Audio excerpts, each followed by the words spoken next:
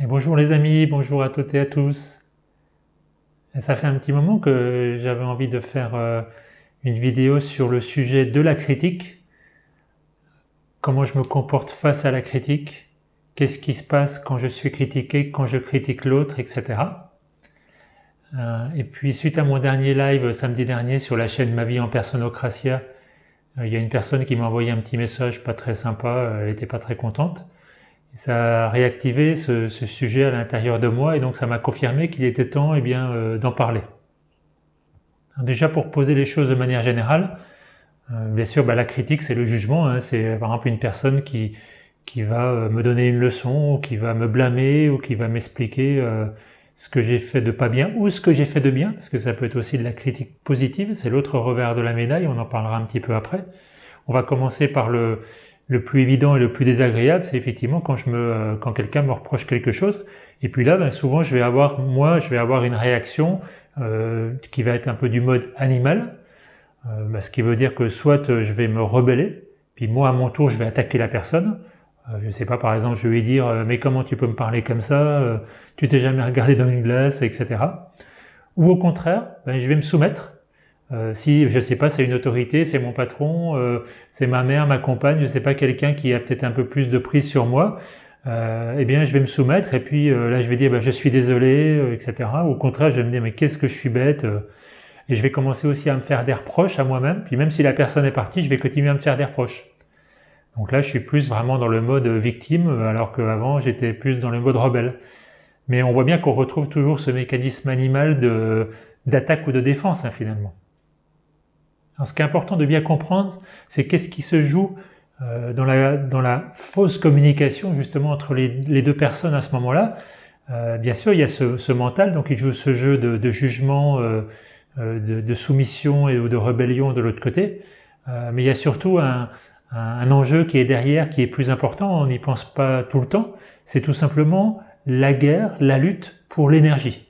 Et oui, parce que vous le savez, on a plusieurs corps, et puis entre le mental et le physique, il y a le corps émotionnel, le corps vital, qui gère donc l'énergie. Et quand sur cette partie-là, il y a des choses à combler, il y a des peurs, je vais utiliser le jugement, la guerre avec l'autre, pour lui prendre de l'énergie. Donc c'est facile à imaginer que si je me soumets à la personne, moi je vais me sentir pas bien, et puis l'autre personne, elle va se sentir mieux.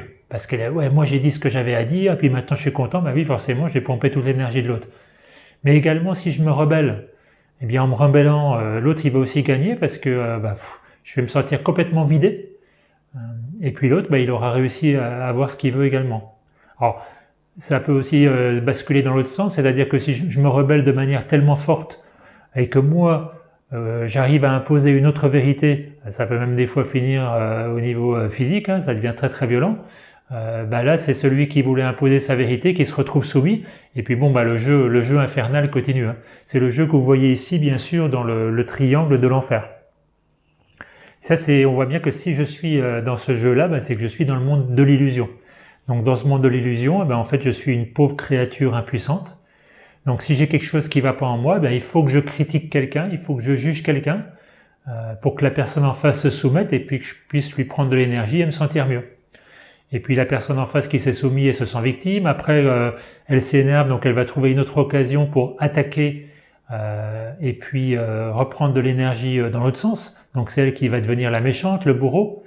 Et puis après je me dis j'étais un petit peu fort avec cette personne, alors je commence à culpabiliser, puis je vais essayer de réparer les choses. Et là, je deviens sauveur, etc. C'est le triangle infernal qui s'arrête jamais, c'est l'enfer sur terre.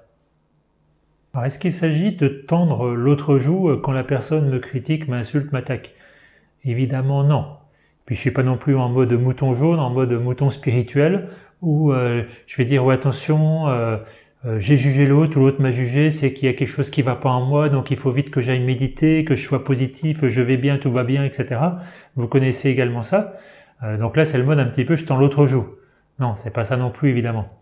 Mais l'idée, c'est est-ce que moi, j'ai envie de sortir de ce triangle de l'enfer? Ça part toujours de ça. Ça part d'une prise de conscience et puis d'une décision. Est-ce que je peux utiliser plein d'outils? On va parler après d'un outil qui est super, ça s'appelle la communication non violente de Marshall Rosenberg. mais je peux utiliser cet outil ou un autre. Si j'ai pas une prise de conscience, une détermination très très forte à l'intérieur de moi, ça va pas marcher ou ça va marcher juste sur le moment. Et puis après, j'ai d'autres critiques qui vont revenir ou moi je vais recommencer à critiquer, à juger les autres, etc. Alors qu'est-ce que c'est cette prise de conscience? Eh bien c'est ce qu'on voit ici avec bien sûr la réalité et l'illusion et puis la séparation qui est au milieu. C'est-à-dire que quand je critique ou quand je me soumets, je me rebelle face à la critique, face au jugement, eh bien je suis dans la séparation. Je suis la pauvre créature impuissante dans ce monde séparé, dans ce monde où j'ai donné la priorité à la matière, la priorité à la réaction entre guillemets animale. Qu'est-ce que je fais? C'est quoi ma décision? Comme toujours, je prends la décision de me rappeler de qui je suis. Donc de me rappeler que je suis l'être créateur qui crée cette situation. Si je suis dans cette situation, c'est qu'il y a une raison à l'intérieur de moi, peu importe ce que fait la personne en face. Vous savez, depuis le 11 novembre dernier, Guy insiste sur l'épidémie d'amour, en opposition à la peur d'aimer. Puis il explique très bien que justement l'épidémie d'amour, c'est la reconnexion des êtres humains au niveau de ce qu'ils ont en commun. Qu'est-ce qu'on a tous en commun? Eh bien, c'est notre essence, l'essence de qui nous sommes réellement. Donc, qui je suis réellement? Je suis la conscience universelle, la conscience divine incarnée. Je suis l'esprit dans la matière, je suis une âme dans un corps. Et déjà, si je suis ça, ça veut dire que l'autre aussi. Donc quand je me relie à moi-même, quand je me reconnecte, quand j'harmonise tout ça, quand j'accepte que je suis tout ça, je peux plus être dans la guerre avec l'autre, c'est plus possible. L'autre, c'est juste une expression, une vibration qui fait que moi je réagis. Et je peux plus non plus être dans la guerre avec moi-même, parce qu'il n'y a plus rien de bien, plus rien de mal. Le bien et le mal, c'est uniquement ici. Par contre, il y a une situation que je peux vivre comme quelque chose de juste ou d'injuste. Là, je vais retomber encore ici. Alors que si je dis, tiens, c'est une expérience pour moi, j'ai peut-être pas encore compris ce qu'il y a derrière, mais il a quelque chose à m'apporter. Et en faisant ça, je vais automatiquement sortir de ce mode ennemi. Parce que ici, il y a toujours un ennemi. Donc quand je vois l'autre comme un ennemi, bien sûr, j'ai déjà de grandes chances que l'autre me voit également comme un ennemi, et donc je vis dans la guerre. Quand je me reconnecte à qui je suis, quand je fais l'union, c'est fini, il n'y a plus d'ennemis. Et s'il n'y a plus d'ennemis, je peux commencer le travail sur moi et commencer à communiquer autrement. Et notamment utiliser des outils pour me permettre de le faire. Mais si je suis persuadé qu'il y a un ennemi, que quelqu'un doit payer parce que je me sens mal, quelqu'un doit payer parce que j'ai plus d'énergie, quelqu'un doit payer parce que je souffre, parce que l'autre, il n'a pas fait ce que j'attendais de lui, par exemple. Ça sert à rien d'aller plus loin, ça sert à rien d'essayer d'utiliser des outils, d'être dans la pensée positive, de dire « ouais, moi j'ai lu un super livre sur comment communiquer avec l'autre » ou « maintenant je vais essayer de redire les choses autrement alors qu'au fond de moi j'en veux toujours à l'autre » ou qu'au fond de moi je sais que l'autre il m'en veut toujours. C'est toujours le conflit, c'est toujours la guerre, même si je la cache. Et donc elle va ressortir à un moment ou à un autre. Alors c'est un acte de foi, une prise de conscience. Le mode ennemi, action, réaction, je l'ai pratiqué toute ma vie, on l'a pratiqué toute notre vie, on la pratique depuis des millénaires. Ça n'amène rien, ça amène le monde dans lequel on vit aujourd'hui, c'est un monde de guerre, d'enfer.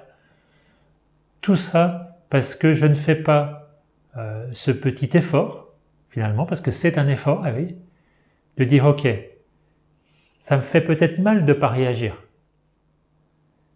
Mais est-ce que j'ai pas beaucoup plus à y gagner que de retomber dans la guerre et dans la souffrance? Donc c'est pas tendre la joue à l'autre. Tendre la joue, c'est de la soumission encore. C'est être ferme. Mais être ferme dans ma décision et ma volonté de faire les choses de l'intérieur vers l'extérieur. Par exemple, donc, quelqu'un me critique, je réagis. Si je réagis, ça m'appartient. Si je réagis pas, je suis même pas concerné, la critique, je vais même pas la voir. Je dis merci à l'autre, et puis je regarde ce qui m'appartient. Et pareil, si c'est moi qui critique l'autre, qui juge l'autre, Pourquoi je juge? Alors mon ego spirituel, il va me dire, mais tu te rends compte, c'est pas bien avec tout ton travail sur toi, comment tu peux encore juger l'autre, etc. C'est pas une histoire de bien ou de pas bien. Ça va pas m'aider à arrêter de juger. Et même, je dirais que mon objectif, c'est pas d'arrêter de juger. C'est juste de prendre conscience de pourquoi j'ai encore besoin de juger l'autre, pourquoi j'ai encore besoin d'imposer ma vérité. Ah bah tiens, il y a quelque chose à l'intérieur de moi. Et ce quelque chose, ça s'appelle un besoin non satisfait. C'est Marshall Rosenberg, donc qui était une sorte de coach américain qui a créé un outil qui met tout ça en forme de manière très précise, qui s'appelle la communication non violente de Marshall. Alors moi j'aime beaucoup ce mot communication non violente. Dans un de mes derniers ateliers, ça a fait réagir pas mal de personnes parce qu'il y a le mot violent dedans et on n'aime pas trop ça quand on est sur un chemin de conscience, parfois un chemin pour d'être positif, etc. Pourtant je trouve que c'est un mot qui est très très bien choisi. Parce que la communication en général, comme je viens de vous l'expliquer, c'est quelque chose de très violent. C'est toujours la guerre. Et je peux le faire de manière très très gentille. Je peux être bisounours, mais derrière il y a quelque chose de caché, il y a une intention cachée, il y a une volonté par exemple de manipuler l'autre, ou dès que je vais sentir une petite faiblesse chez l'autre, je vais hausser le ton, puis je vais lui dire « Ah mais tu vois, je te l'avais dit, tu fais toujours comme ça, etc. » Ou tu vois, j'avais raison. Marshall, il dit justement, il appelle ça le jeu tragique de qui a tort, qui a raison. C'est pas drôle, c'est souffrant tout le temps. Alors ce mode de communication, il est hyper violent. Il faut dire les mots, quand c'est violent, c'est violent. Quand c'est la guerre, c'est la guerre. Comment je vais aller dans la vérité, parce que ça c'est la vérité. Comment je vais aller dans la vérité si je veux pas voir que je suis en guerre? Et quand l'autre me critique, c'est ça. Je veux pas voir que je suis en guerre, alors je le repousse, je le rejette. Et bien sûr, pareil quand moi je critique l'autre. Alors Marshall, dans sa formalisation, il explique de manière très très claire et très précise comment cette communication violente, c'est simplement l'expression d'un besoin non satisfait. Par exemple, quand j'ai reçu ce petit mail après mon live, il y avait une personne qui n'était pas contente, on n'a pas répondu à ses questions, c'est pas allé assez dans les détails pour elle, etc. J'ai senti ces besoins qui n'étaient pas satisfaits. Évidemment, elle l'a exprimé de manière un petit peu agressive, en tout cas pour moi, c'était un peu agressif ou déplaisant. Quand je commence à voir, je me dis, ah tiens, effectivement, c'était ça son besoin. Qu'est-ce qui se passe? Je sors du mode ennemi, je vois juste quelqu'un qui s'est mal exprimé. Et ça s'arrête là.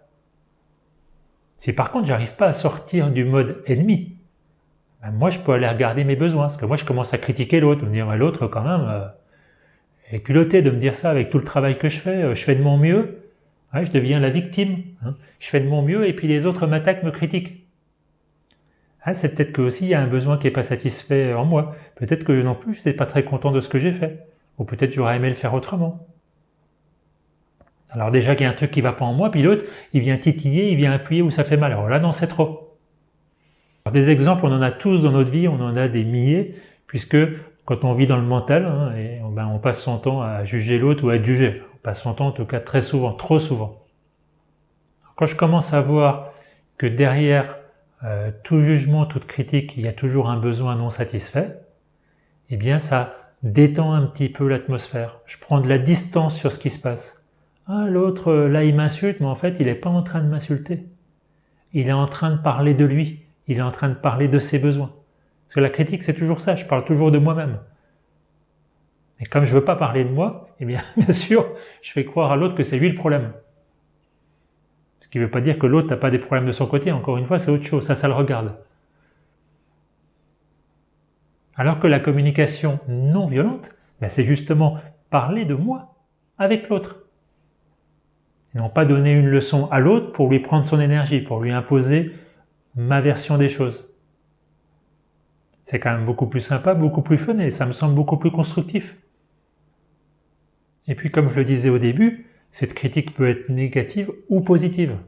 Si à la fin, par exemple, de mon émission, la même émission dont je vous parlais tout à l'heure, une personne me dit oh mais David, qu'est-ce que tu étais brillant, tu es fantastique, tu as une belle âme, je sais pas. C'est la même chose. Parce qu'en fait, ça correspond à un besoin satisfait. Ce que j'ai fait a satisfait cette personne. Moi, je me sens satisfait par ce qu'elle dit, parce que ça remplit peut-être, je sais pas, mon besoin d'amour, de reconnaissance. Et qu'est-ce qui va se passer le jour où elle n'est pas satisfaite par ce que je fais? Ou qu'est-ce qui va se passer le jour où il n'y a personne pour me faire des compliments? Là, je vais commencer à me sentir mal.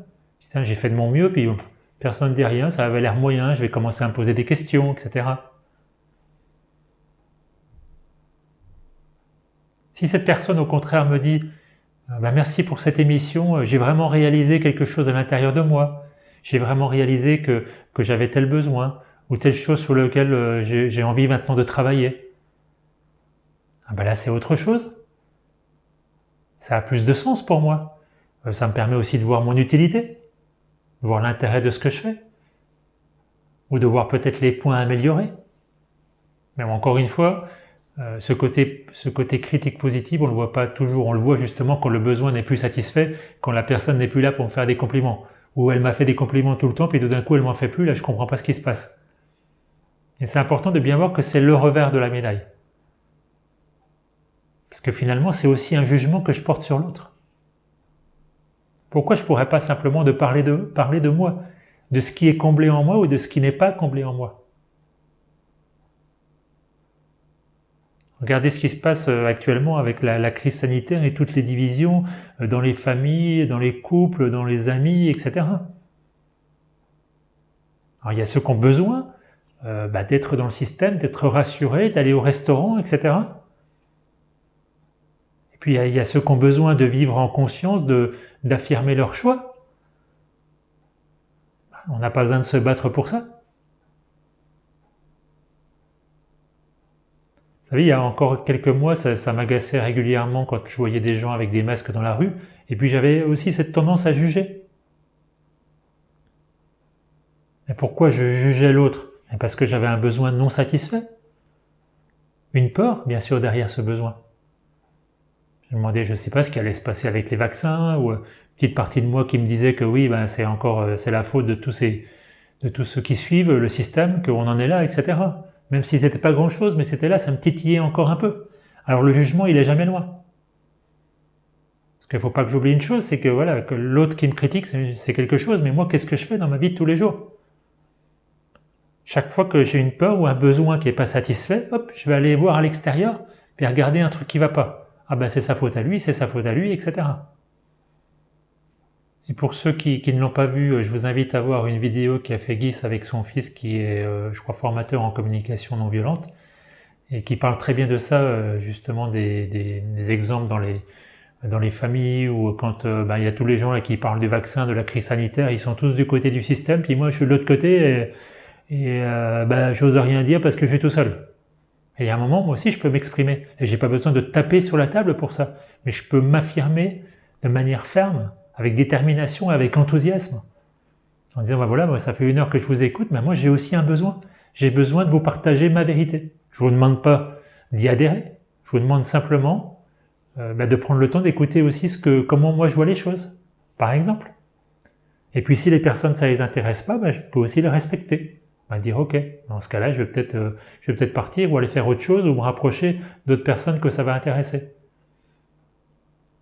Mais pour mon évolution personnelle, c'est très intéressant d'être confronté à des personnes qui voient les choses autrement que moi. Tout comme la critique en général est très importante, très intéressante.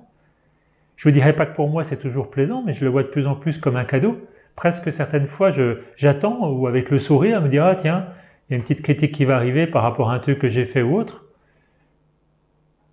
Tiens, il y a encore quelque chose qui réagit. Il y a encore un petit besoin, j'avais encore une attente. J'espérais peut-être un compliment ou quelque chose de positif, je ne sais pas. Alors qu'au final, quand je suis bien avec ce que j'ai fait, je me sens comblé. Je n'ai pas besoin du truc positif ou le truc négatif de l'autre, ça ne me concerne pas. Quand l'autre critique, il parle de lui, et même quand il me fait un super compliment, il parle aussi de lui.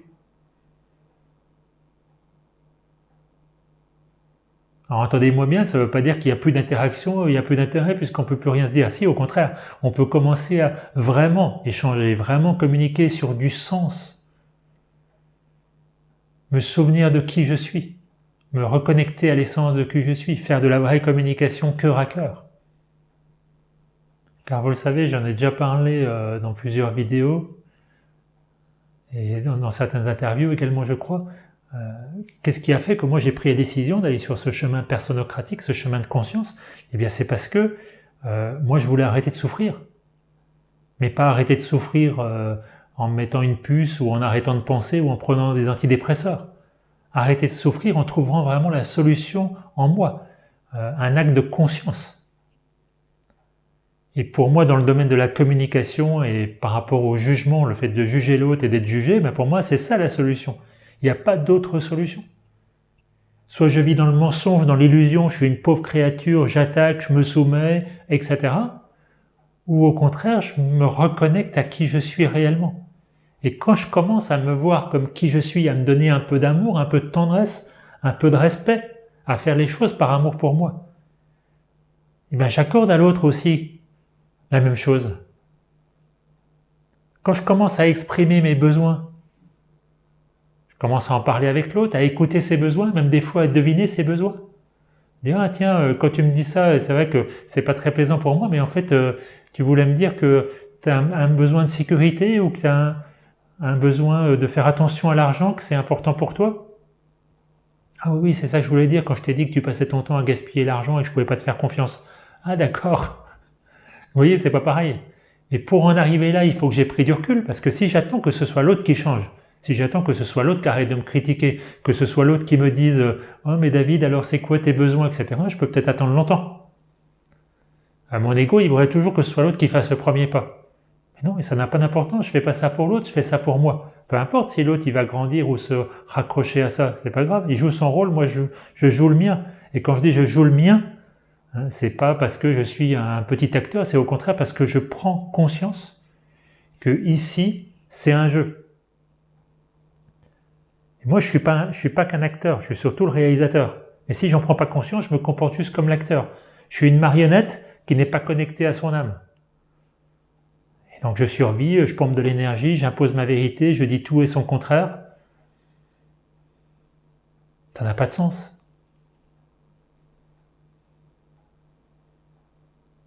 Alors je ne vais pas attendre que l'autre arrête de me critiquer pour faire quelque chose. Si l'autre me critique, je sens que ça bouillonne en moi, je me pose, je vais me dire à la personne, écoute, je vais faire un petit tour, je vais regarder ce qui se passe en moi, et puis je me rappelle, je me reconnecte. Si je réagis, c'est un cadeau. Puis là, je peux revenir vers la personne. Et ben, tu vois, par rapport à ce que tu m'as dit, je me suis rendu compte, effectivement, ça a fait réagir chez moi parce que j'ai encore tel besoin. J'ai besoin de te plaire, j'ai besoin que tu reconnaisses ma valeur. J'ai besoin de confiance. C'est important la confiance. Et la confiance, c'est quoi? C'est la foi en moi. Et comment je vais avoir foi en moi si je ne suis pas capable de dire la vérité à l'autre?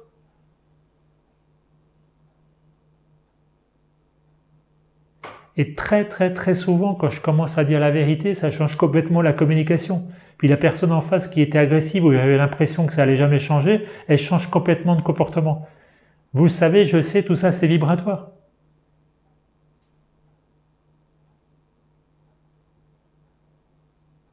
Et puis Marshall le disait très bien, il disait c'est quand même plus fun de communiquer sur nos besoins, parce qu'on en a tous des besoins, on peut se comprendre.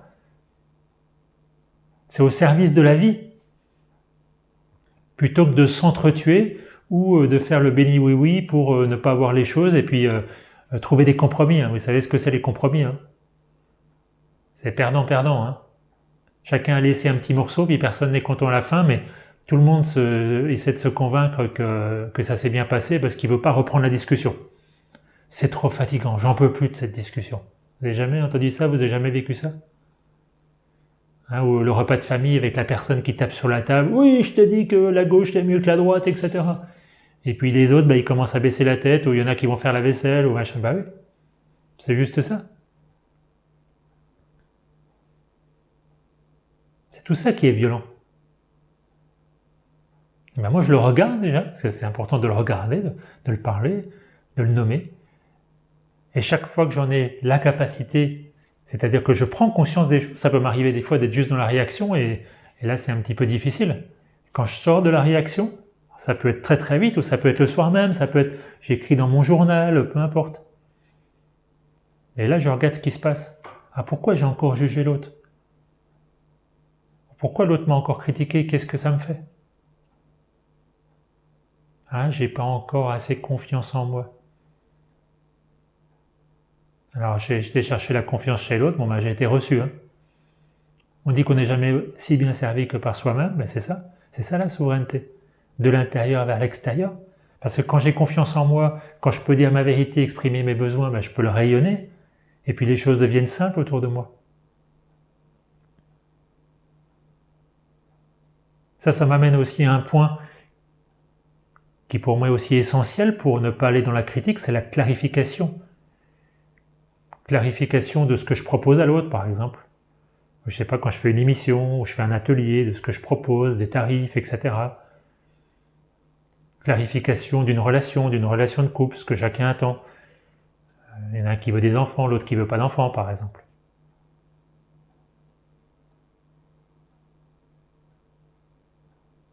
Clarifier, puis si quelque chose, j'arrive pas à le clarifier parce que ça me fait trop peur, eh bien je le dis. Toi, je sais que tu veux pas d'enfant, mais j'arrive pas, pour moi, c'est pas possible. C'est tout mon monde qui s'écroule. Mais en disant ça, je parle de moi, c'est pas agressif. J'exprime à l'autre que c'est hyper difficile pour moi. L'autre, il peut l'entendre. Ce que l'autre va pas entendre, c'est quoi, comment, tu m'as menti, nanana, c'est pas possible. Qu'est-ce que tu es truc? Et là, on commence à insulter, à donner des leçons, à encourager l'autre à travailler sur lui, à encourager l'autre à regarder un balayer devant sa porte. Alors là, c'est parti, c'est fini, il n'y a plus de communication. Dès que je parle de l'autre, il n'y a plus de communication, c'est fini. Voilà, ben je ne sais pas pour vous, mais moi tout ça, ça me parle. Pour moi, ça prend du sens. Il est temps de passer à autre chose. Et pas de passer à autre chose vite en courant, moi je veux être dans la paix, puis je veux plus vivre tout ça. De passer à autre chose en conscience, étape par étape. Parce que la critique, elle va partir au fur et à mesure que mes peurs partent. Et comme vous le savez, la peur, elle va pas partir si je la cache. Au contraire, elle va prendre encore de l'ampleur. Alors comment je fais pour voir ma peur? Bien, c'est en exprimant mon besoin satisfait ou non satisfait. Parce que s'il n'est pas satisfait, ben j'ai peur, j'ai un besoin. Alors, par exemple, j'ai quelque chose à combler en moi, je me sens pas bien. Et puis s'il est satisfait, j'ai peur qu'il ne soit plus satisfait, ou par exemple que la personne qui me comble ne soit plus là, etc. Et comment je commence à voir tout ça à l'intérieur de moi? Eh bien, c'est grâce à mon ressenti. Qu'est-ce que je ressens? Qu'est-ce que ça me fait? Qu'est-ce que ça fait quand tu me critiques? Ah, je me sens mourir. Voilà, c'est un point de départ. Je me sens mal dans mon corps. Je tremble. Là, tu m'annonces quelque chose, je tremble. Ou ça y est, j'ai fait une prestation, j'ai fait une vidéo sur YouTube, il y a plein de gens qui l'ont vu, puis là on me dit que c'est pas bien. Ah oui, je commence à épouser la croyance de l'autre parce que moi-même je suis pas sûr de moi. Qu'est-ce que ça me fait vraiment? Je me sens pas en confiance, je me sens pas en paix. Okay. Et derrière, dans mon corps, oh là, il y a tout qui palpite, il y a mon vital qui s'accélère, qui s'excite un peu. Et bien je calme tout ça, j'accueille. Accueillir, c'est cette capacité à observer sans partir à faire tout et n'importe quoi, à tourner en rond.